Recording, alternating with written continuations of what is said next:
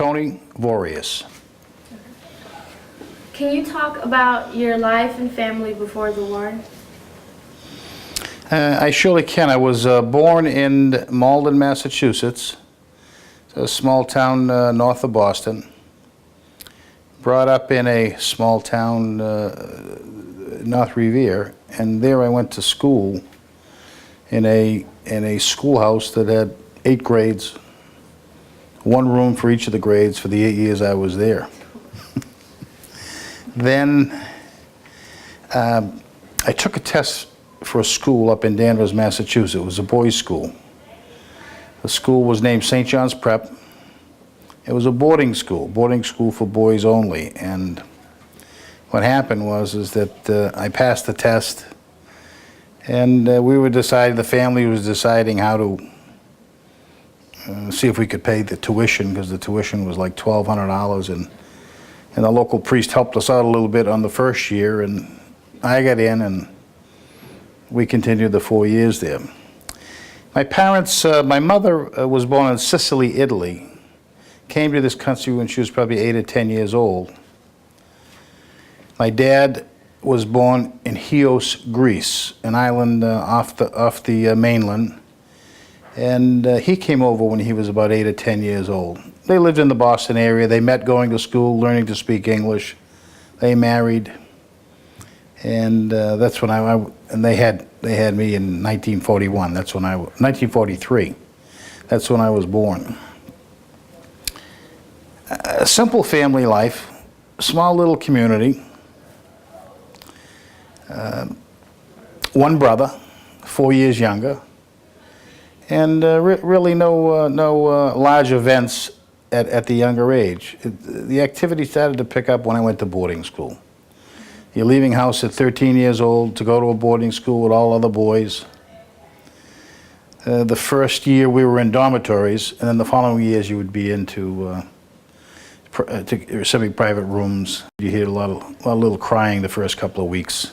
Everybody was homesick. But really, it was a great experience for me. It expanded my education. There were people from different parts of the country, and there were a few people from outside of the country. Basic religious Catholic type of a schooling. Then after that, it was on to Boston College, where I wound up with a business degree, graduated in 1965. Okay. Can you describe the process of going into the war? What happened, out of college, the draft was still in effect. We don't have the draft today, but this was in 1965. The draft was in effect, and it was a lottery system. So your names were put in lottery, and if they picked your name, you'd go. And usually it was an army. You go into the army unless you specifically searched out which division you wanted to go into, which branch of the service you wanted to go into. I really didn't want to go to the army. And there was a Naval Air Station close by. I took the exam at the Naval Air Station. I says, you know what, maybe I'd like to fly. I had never been in an airplane before. So passed the test there, got indoctrinated got sworn in Pensacola, in South Weymouth, at the South Weymouth Naval Air Station. And then a few months later, we were destined to go to Pensacola, Florida. Now my wife, who was sitting right beside you, I met her in high school, and we've been going together all these years, so we kind of shared the process together. It started, you probably heard of Pensacola, Florida. That's where you would start to have your basic training for your commission. We were going in as a commissioned officer. And that was about a 6 or 8 month program. And we were commissioned in July 1966. Carol Ann and I got married shortly thereafter. I flew home for the weekend because the Vietnam era was picking up. They wanted to get you through the training command and get you overseas as soon as they could. And I flew home on a weekend, flew home on a Friday, got married on a Saturday. We flew back to Pensacola, Florida, and there we began our life together as as a husband and wife down in the military. And it was tough for everybody.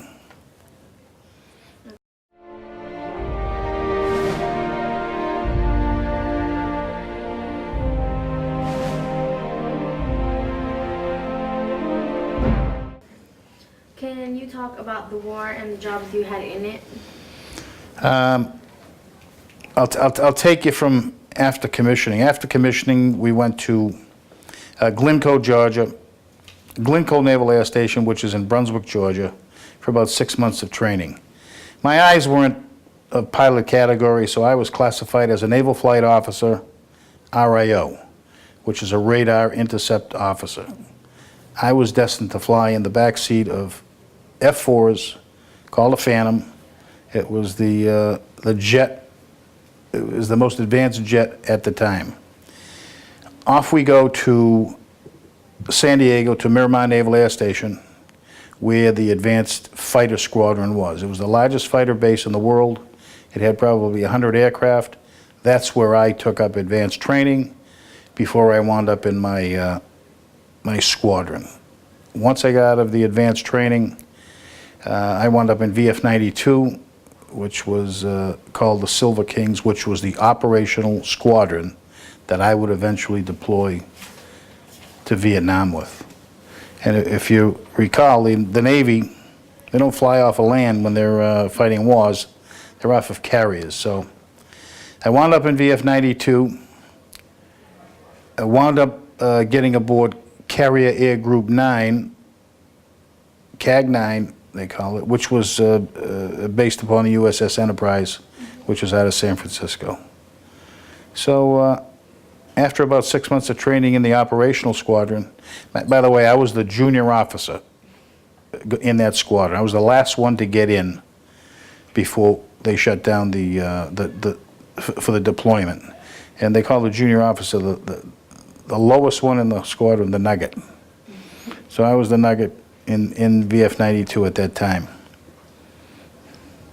Off to, now you begin your 2 tours in Vietnam. We were scheduled for 2 tours in Vietnam. We flew to San Francisco. We had a baby at the time. Our first son was Tony Jr., who was about 6 months old. 6 weeks old when I left, okay. And that was kind of a trying moment. I mean, you're leaving your family, you're leaving a wife alone by herself, families on the other side of the country. And off you go on the USS Enterprise, and you're heading on down to Vietnam. I could take you through the process. I'll take you a little bit further now. It took probably about 2 weeks to cross the ocean to the Philippines, where you'd replenish, you'd put all your weaponry on board. You'd have an operational readiness exercise where you would get comfortable with the shipboard operations, the daily routine. It was about a week's worth of work, and then off to Vietnam you'd go. This was in 1968. So I was in 66, took about a year and a half to get ready, half a year in the squadron, and then off to Vietnam we go. We're there in Vietnam for about a 6-month deployment. And they would, when you were on station, they would call that you're on the line. And then our missions, we'd perform our missions. The aircraft that we flew was either a fighter aircraft, which was fighting other aircraft, or it was also a bomber. It had 2 missions. Sometimes we'd go in to targets that would be selected on the ground, and then other times we would cover for the attack aircraft that would be going after targets that they were assigned, and we would be watching out for MiGs in case they got in trouble. That was our job to protect them. The first year we were bombing, the first cruise, we were bombing North Vietnam, Hanoi Harbor, and the northern portion. And then what happened was that the second tour, the activity was cut down quite a bit by President Johnson, and the activity was reduced to north of the demilitarized zone and then south of Hanoi, and smaller cities, smaller targets, smaller everything. They were trying to unwind the war at that particular time. So that's 1969. And I didn't tell you that on the second cruise, a couple of incidences on each cruise that I should really let you in on. The first cruise, they had the North Koreans had taken the Pueblo. Anybody familiar with the Pueblo? Did you ever hear that? Lloyd Booker. And what it was a ship. It was electronic surveillance naval ship with about 50 personnel aboard. Not a weapon ship, not a fighting ship. Obtaining electronic surveillance. They were captured by the North Koreans, brought into Wonsan Harbor, and we headed on up to Wonsan Harbor, not knowing what was going to happen or if we were going to go in and see if we could help release our Navy guys. But that went on for a year or so, a year or two, and nothing ever happened, and we never struck or attacked North Korea, as you know. And then subsequently, the Pueblo was released. Lloyd Booker, the lieutenant, I guess he was a lieutenant or a commander at the time,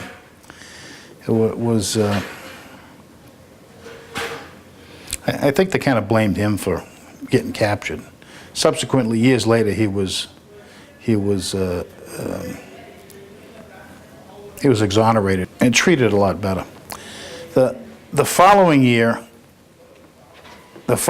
what we did is we're heading back to the Philippines to do our operational readiness again, and the ship caught on fire. We had an accident on board ship. What happened was they're trying to start up one of the jet aircraft, one of the starter units, which is it would force air into the turbines to kick off the engines. Lit off a rocket shot off, hit a centerline tank full of fuel, and we probably lost about 30 men and lost about 30 or 35 aircraft, and almost lost the ship, the Enterprise. I don't know if you probably didn't know that, and if you look up on the internet, you'll see it. Went back to Pearl Harbor, fixed the ship up, and headed over to Vietnam and continued on with the mission, with the continuation of the missions that we had. Can you describe, since you were in the air, how it looked down on the sites that you guys were touring over? An aviation war and a ground war are really two different things. You try and find your targets. You were not as sensitive to the damage that you would do because you weren't there on the ground doing it. You drop your bombs. Hopefully you hit your targets, the good targets. We never hit schools and churches and things like that. And hopefully you would destroy the bridge that you were going after, destroy the trucks that were there. But you would never see it. In other words, what we would do is we would come in probably at about 10,000 feet, go into a dive that was programmed for the weapons that we'd have,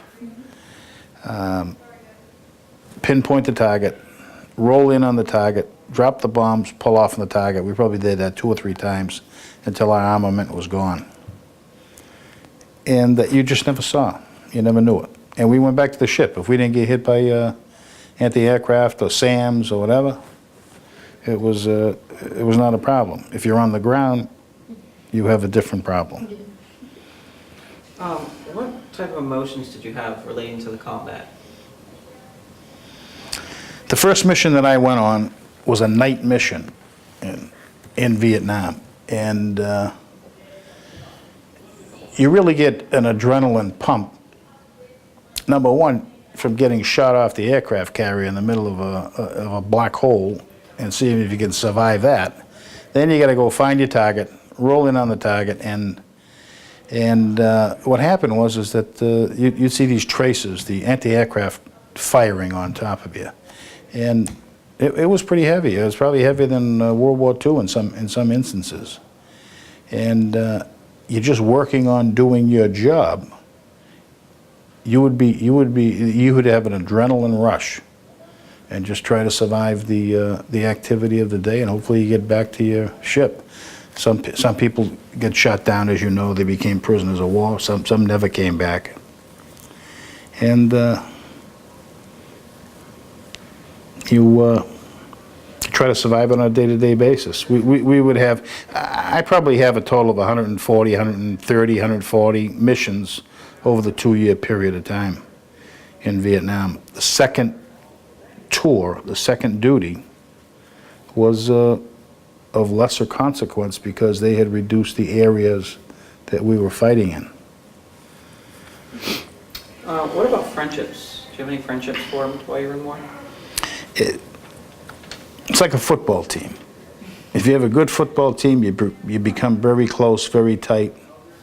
You know the family, you know the wives. You get to know some people in the ship's company. I don't know if you know the difference in the Navy. The Navy has two groups. They call them black shoe and brown shoe. The black shoe are the folks that are working on the ships. Those are the sailors that are, and officers that run the ships, the submarines. They're black shoes. And the brown shoe would be the Navy, the naval aviators. We wore brown shoes. That was a difference. So we get very, very close with our guys that were the aviators, and we did develop some relationships with the ship's company folks, but not that much. They have a tailhook convention on an annual basis. I don't know if you ever heard of the tailhook convention. Every year they have it. Anybody that's landed on a carrier and used a tailhook has the right to go there. And that's where everybody meets and renews all acquaintances, talks about old times as old people. We just came back from the tailhook convention this September. We had about 30 or 40 people from our squadron which was really a good turnout. Probably half of those folks, 20, 25, were from my era, because it's about a 2-year period. And if there were 25 from my era, there were probably 20 wives that came that were still married to the same gal when I was in 40 years ago. So. What about communication? What was the communication with friends and family? How did you stay in touch with them when you were back home? Oh, on board ship, it was a snail mail. So we're writing to family, wives, and friends by mail. Slow process. Lucky when you get the mail. Sometimes you won't get mail for 2 or 3 days, or maybe even a week, and then all of a sudden you get the 5 letters that Carol Ann would be writing to you every day. And you're tickled to get it. As compared to today. Today you have the electronic mail, the email. I mean, these kids on the ship in any part of the world, they're getting their mail right away. They're knowing what's happened. Don't know if that's good or bad.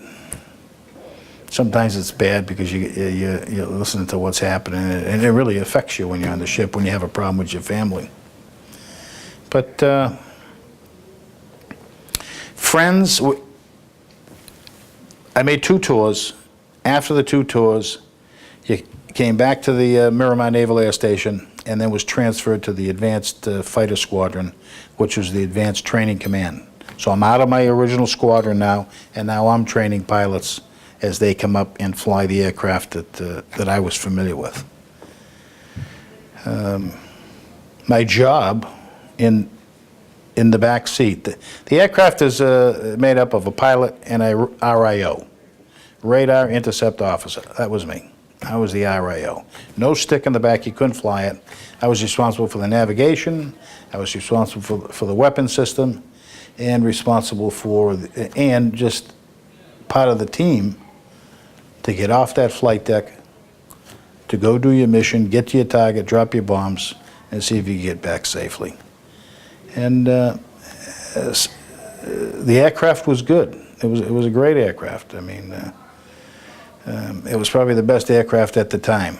Today, 2009, the aircraft has changed from the manually flying aircraft to the drones that you see today that are all done by flying out of a compound in Arizona or wherever.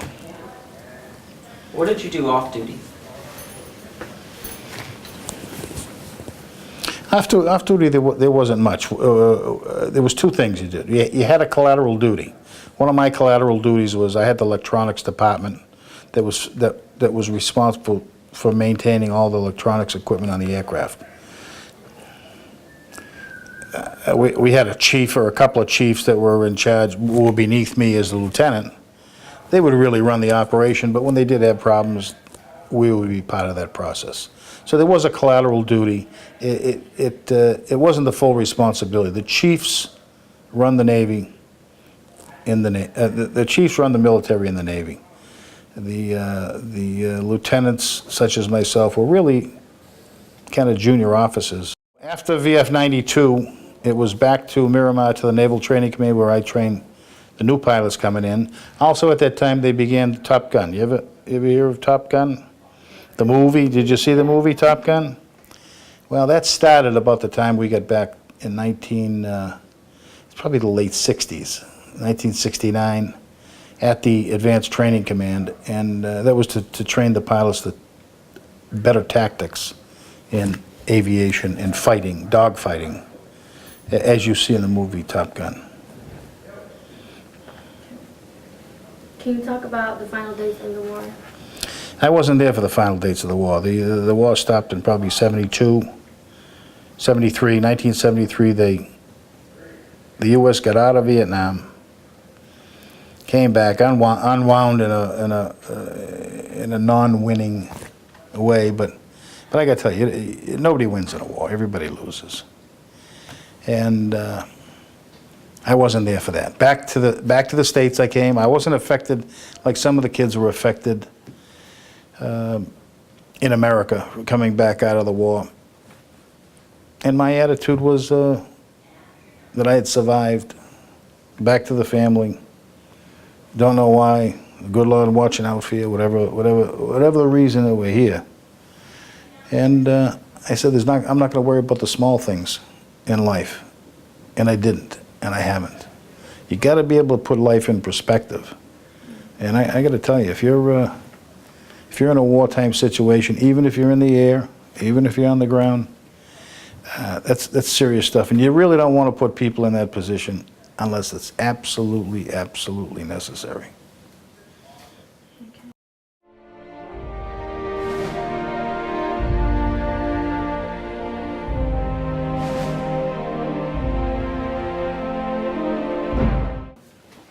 Can you talk about coming home to your family? Man, coming home, as I said, out of coming back on the carrier from Vietnam, we're back. Home was San Diego, California, where Miramar was. Mm-hmm. My family was Carol Ann and the two children that we had. We had a son when I left, and then a couple of years later, 3 years later, we had a daughter. And it's probably a great, great feeling. I mean, those are the people that really, your family really cares about you. And family's so important. It's important in that situation. It's even important in just a regular routine situation. That's your bond. That's what holds you together. That's where you have your trust, your faith. And family's important, as you know. I don't have to tell you. Am I right? Absolutely. Yeah. Do you have any advice to share with students or with anybody else in particular? I sure do. A couple of things. I appreciate you doing a program like this because it'll convey what has happened in the past. And you have to study history or you have to study the past so you don't repeat the same mistakes that you made in the past. And I think that when it comes to war or it comes to people, one of the big events is with don't forget, I come from a Greek and Italian and American background. So I'm European, basically. When I got to Asia, we're dealing with the Asian folks, the yellow race, different food, different people, different culture. I mean, it's just a world-opening event. And I got to tell you, it was pretty nice to see these people, to get to know them, to enjoy their foods, to chat some way with them, to see their children. And I think the more you do that, the more you understand others, the less confrontational you'll tend to be. You don't want to go to war unless it's absolutely necessary. You don't. Not at all. You want to have peace at any cost. But if you do decide to go to war, you have to go to war. If you, your life, your people, your family is threatened, there is no choice. I mean, I think the last real war was probably the Second World War. Do you know how many people were lost in the Second World War? Not exactly. What do you think? Hundreds of thousands. Million. How many? How many millions? 11. 50 million people when you add up everybody. Military, civilians, Jews, Czechoslovakians, Russians. I just can't comprehend it. I mean, it's sad to think about. Okay. Can you talk about your life after the war and the reaction your family had when you came home? Yeah, it was pretty exciting to come home, see the family, and we stayed in California for a while. We floundered around a little bit, I got out of the service. And I liked the service. I enjoyed the people that we came in contact, but we decided to get out. I came back home to the family. It was nice to see the family. Mother, father, brothers, friends. And we stayed in California for a year or so, then we came back to the Boston area, and my brother and I wound up in a business that we developed and started from scratch. It was in the manufacturing arena.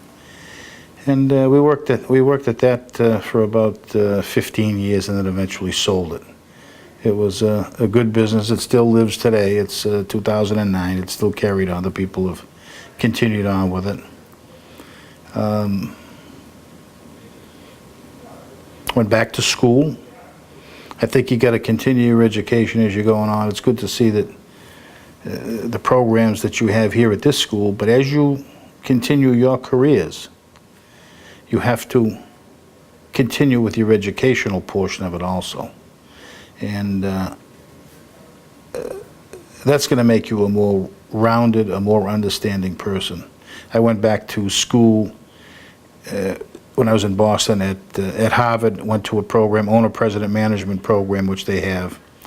And it was a 3-year program, and you went for 3 or 4 weeks. This year, the next year, about the same time, and the following year.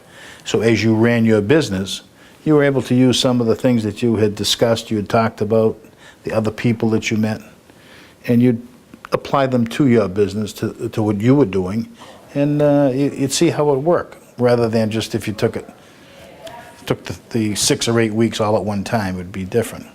Also in the program, there were people from, when I signed up, I thought there were going to be people from the local Boston area. They were from all over the world too. So you get a different viewpoint of how somebody in Europe would work. We get a different viewpoint how somebody in China would sell scrap paper. I asked one fellow, Chinese guy, you're going to love this one, Taiwanese. I says, Conan, how do you do? What do you do? He says, I sell paper to, scrap metal to the Taiwanese. He says, how do you do? He says, the margins are very little, he said, but I make money because I sell thousands of ships a year. So in other words, he'd load up a lot of ships, and they would be recycling the materials over there and making their products that we buy now. So, what else do you have? So, what were the jobs that you had after the war, like continually and to this day? Oh, that we got out, I was in the restaurant business, I was in the real estate business, I was in the business sales brokerage business. I would sell businesses. And then eventually my brother and I got into the business, which was a machine shop that specialized in the manufacture, design, and rebuilding of feed screws for the plastics industry. Oh, you're a busy man. Yeah, well. Is there anything you would like to add? Well, I'd like to add that my wife was a tremendous support through this particular time in the service. No complaints, always took care of the kids. The gals tend to stay together. You know, when they were in San Diego, they would work together, help each other to get through it. And I know that my experience in the service, it's a good and a bad experience. It's a bad experience for what for the war you had to be in, but the experience gave you the confidence to not worry about the small things. In life, I don't want you to make a big deal out of nothing. You got to be able to make that decision.